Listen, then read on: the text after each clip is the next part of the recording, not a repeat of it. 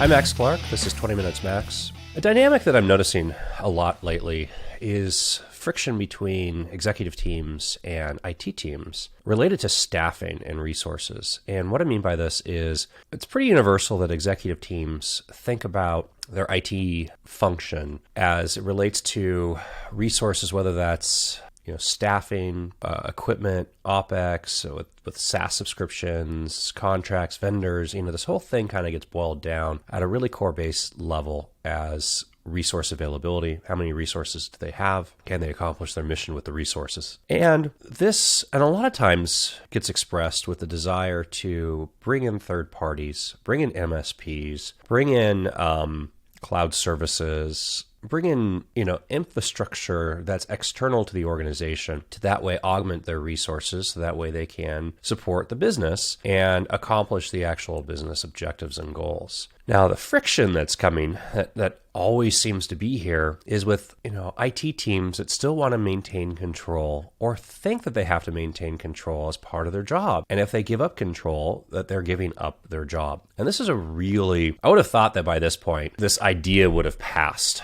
and we could have moved on beyond this, but this is still occurring. And in 25 years of doing this, I have never seen an MSP result, hiring an MSP result in IT teams being let go. So the actual network engineers, admins, help desks, server admins, etc. I have never seen an MSP displace staffing within a company. And usually the conversation I'm having with a CTO is we have, and it's really incredible because they know the numbers. Exactly. We're spending $9 million in our CI/CD pipeline, for example, between our DevOps team and the infrastructure required to run it. And I would rather have that 9-person DevOps team be doing something else for us because maintaining a CI/CD pipeline is not high value for us. So I want to outsource this CI/CD pipeline end to end. And not only is it, because I want those 12 DevOps people doing something else. So not only is it worth spending, $9 million for me, it's actually worth spending more than $9 million if I can free up that 12 headcount to go do other things that actually generate high value for the business. And that's where the CTO is coming from. But then you've got this team, and this team looks at this and starts going and saying, but wait, this is our job. And if we don't do this job, then we're not needed here anymore. Or we're afraid. Usually the CTO is communicating like, I want you to do other things, but there becomes this resistance of like, well, this is our job. And if we let go of this thing, then we're not needed here anymore and our job's at risk. And the conversation is like, no. What your job is right now is terrible. And your CTO is trying to make your job not terrible. And your CTO really wants you to do other things and listen and trust your CTO in this case and do other things. And it becomes this really weird position where, you have teams of people working against their own interests of being able to actually do things that increase their value to the organization. By the way, when you increase your value to the organization, there's a bunch of other things that come by as byproducts that you probably really want, which let's just say at the basic, you got better compensation usually, right? People, if you're more valuable to the company you're working for, usually get paid more, you get better equity, you get perks, you get advancement, you get training. There's a whole, these are good things. I don't know where this stems from. I don't know really how to fix this. It really feels like this is a personality issue, like within hiring, are people looking for expansion or are people just looking for control of their little domain and they can't let it go? 10 years ago, the negative was the server huggers. This was the original migrations into the cloud of the server hugger IT people that weren't going to let go of their servers because they were freaked out if they let go of their servers and it went to the cloud, they'd lose their jobs. And guess what? Companies still cannot hire enough people to manage their clouds now. This is not... Let me actually correct an earlier statement. Yes, I have seen MSPs result in IT, people being let go, but those IT people's jobs were already, they'd already convinced the company that they needed to move on, and the company was looking for a way to actually facilitate that. And so, it resulted. So an MSP was brought in order to stopgap that. Now, let me think about this. In 25 years, how many times have I seen this? How many outsourcings have I seen per year or MSPs coming in per year in 25 years that resulted in no change to the internal IT organization and actually, in many cases, expansion of the internal IT organization because they're providing more business value? A couple a month every year for 20 plus years. If you're an IT practitioner, and let's just start at the really low end, right? Let's say you're doing a help desk function where you're supporting an end user with business applications, or signing into their email or with their, file and print operations, chances are that company that you're working for is not going to try to outsource a tier one help desk. It happens. It usually happens for 24/7 coverage, not necessarily for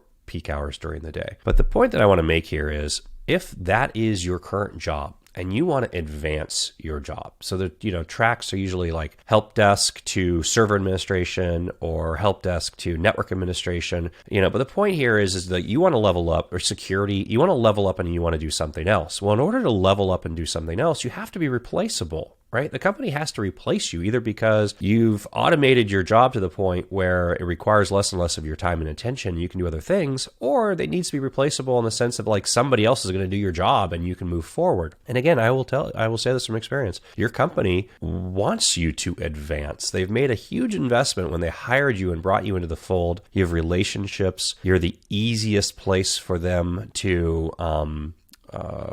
place more responsibility onto. These are all really good things for you. You should make it as easy as possible for your company to help you progress. And being accepting of MSPs coming in is one of the ways that you can do this. And the value of the MSP, for instance, is, it goes beyond just like staffing and resources, right? Like there's this whole idea around and I think about this a lot of, what happens if, I stop a bus, right? So that's a phrase that's pretty common. And our operations at jeopardy if I have some sort of catastrophic event happen to me personally. So that's one way of looking at it, right? When we talk about resources, sometimes it's just staffing and it's just redundancy from the standpoint of like, hey, do you want to take a vacation without your cell phone and a laptop? Do you want to go out at night? Do you want to go to a concert? Do you want to go to a concert without a laptop? This is extremely common. I know people doing this. Do you want to be driving down the freeway and have to pull over and get on your laptop? Now, with phone tethering, it's much easier than it used to be. We used to, carry around mobile hotspots, but is this the life that you really want to live? You want to live a life where you have to pull over on the side of the road or leave a concert or leave a bar or, be on vacation in your room while, your partner's outside and on the beach enjoying R&R and jet skis or whatever's going on. And you're sitting there on a computer typing away because there's no plan for you to not be connected all the time. If you're in that situation, you need to start changing that situation. So strategically leveraging MSPs are a great way of doing that. Other thing that MSPs do that are very good, and this is also the difference between a good MSP and a bad MSP. So make sure, you're talking to good MSPs. Good MSPs will help you document, develop process, and scale. A good MSP has to develop this in order for the MSP to scale. And I'm not talking about like your neighborhood. I don't want to say mom and pop, but let's just say your neighborhood MSP that's got, a 10 to 20, employees, 10 to 20 engineers. It could be very good at what they do, but 10 to 20 engineers is not scale. I'm talking about, 50, 100, 200, 500, 1,000 engineers. Now, with scale comes, issues with personalization and uniqueness and there's other ways of achieving that, and pod architectures in terms of staffing and support are very common because it still gives this idea of like a smaller experience. Maybe the pod's only 10 people, so the pod replicates that little MSP, that's in the neighborhood. But you get, a much bigger scale and a much bigger bench of resources behind it. So MSPs are really good because of resources and process and scale. The other thing that you get out of this is you get an entity that you can sue. Now, from an organizational standpoint, that's, the threat of that or the idea of that's always really good.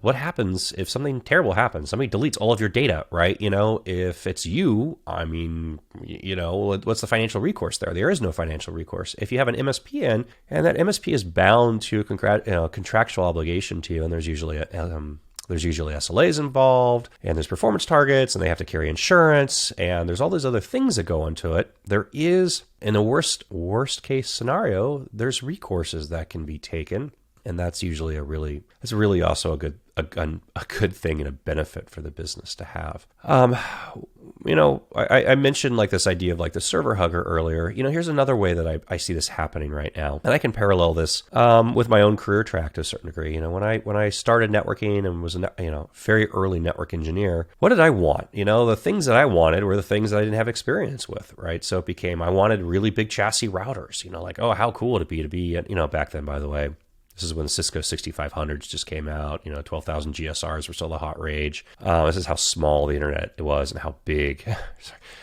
how old I am. But after you deploy a bunch of 6500s and 7600s and 12,000s, and then you upgrade to ISR 9Ks and you do some MXs, and you get to a point where you're just like, I don't want to touch this stuff anymore. I don't want to own this stuff anymore. I remember the last ASR 9K that I purchased, and we were installing it in our data center in CoreSite in Los Angeles. And I just remember having this thought of like, this is the last router I want to purchase. Now, of course, I want to purchase routers again because I'm a nerd and I want to have BGP devices connected to the internet because I don't even know what I would do with them. But the point there is, you're going to have people on your team, especially, junior staff coming up that don't have experience with these things, don't have experience running them or supporting them or maintaining them, and they're going to want that experience. And your goal, of course, is to provide them training, education, and career track where, they're getting these things without the idea of like, as you're making a firewall decision, the overwhelming influence that you're receiving from them is like, oh, I want this firewall because I've never had this firewall before. And so therefore I want to have this firewall so I can use this firewall and play with this firewall. And maybe you don't want firewalls. And by the way, you don't want firewalls. You want to be on a next generation cloud-based firewall. Why? Because, oh my goodness, if you purchase a firewall, let's just say you get a cheap firewall. You purchase a firewall for $15,000 to $20,000. Then you have to have a second firewall. You have to have a pair of them. Then you have to have support. So now you're $30,000 in. You're paying 20% support per year. You got $6,000 in support, right? So you got $20,000 in purchase. You've got another $18,000 in support. Now you have to have an IT team that can manage it. You still probably have an MSP to provide support and augmented service because there's things that you guys just don't do normal, day to day internally. Now you got to provide software updates on that box. So depending on your manufacturer, maybe you have to buy software support separately in order to get software updates or not. You've got to schedule those updates. You've got to make sure things are working. You're limited based on processor and capacity on the actual box. You start talking about all these fancy terminologies like UTM and DPI, and what the heck is DPI and UTM in the first place? Well, nobody knows. But the capacity to provide a positive outcome for your company with that on-premise firewall is terrible. I mean, it's just lousy. When you look at the alternatives on the market that's available today, there's just better choices. There is a reason why Cisco purchased Meraki and then purchased OpenDNS. What is OpenDNS providing? OpenDNS is providing a secure web gateway and remote access functions with a ZTNA client, right? So, those are traditionally provided by firewalls. Now they're augmenting their firewalls with these features that are cloud-based. Palo Alto has Prisma. Why? It's because it's where things are going. And, both these companies have a challenge, which is they don't want to, it's the innovator's dilemma. They don't want to displace their existing revenue because they're making a ton of money selling physical firewalls to organizations that are still stuck in the past. But they have to provide that upgrade path because if they don't, somebody else does. And at some point, the revenue is going to shift. And the majority of revenue in these organizations are going to come from, their cloud side and not their physical on-premise side. So it is in your benefit to evaluate your resource utilization and consumption and capacity. And when I say resource, I mean, it's everything is at this point, right? You're talking budget, allocation of budget, physical infrastructure, hardware, electricity, space in data centers, space in racks in your telco closets, asset management, people maintaining this stuff, who's going to be on site. If you've got an IT person getting on a plane and flying between offices because you're installing switches, you're doing things wrong. You're doing things wrong. Because guess what? What happens if that IT person's on vacation and that office goes down? What's your plan there? You don't have a plan. There is no plan. You're just going to have a down office and you're going to be scrambling to figure out what to do about it. These are really bad setups. And of course, ultimately resources equate to money. And, this isn't like, this is just the reality of the world, and again, going back to that CTO earlier, 12 DevOps people plus infrastructure, $9 million a year. I mean, knew the budget number exactly in terms of what he was investing in resources, to maintain that function. And he wanted that team doing other things for them that actually was driving value forward for the business and was desperate to make that change. It would have been beneficial for the IT team if they had done it. This DevOps team would have been doing something more interesting, and would have provided them with more of a career track and upward mobility. I mean, what's more interesting on your resume? I maintained a CI/CD pipeline, or I built out Kubernetes clusters on 3 continents. What would you rather have, on your things? Anyway, so this is long-winded. The point is, MSPs are good especially good MSPs, and levered properly on top of your existing infrastructure and operations can be phenomenal. They can provide you with vacation time. They can provide you with resources. They can give you augmentation. They can help you with best practices. They can get you into proper policies and procedures and processes and documentation and everything that you want. And they can free you up to do other stuff. IT people, free yourself to do other stuff, especially stuff that is valuable to the business. I'm Max, and that was 20 minutes.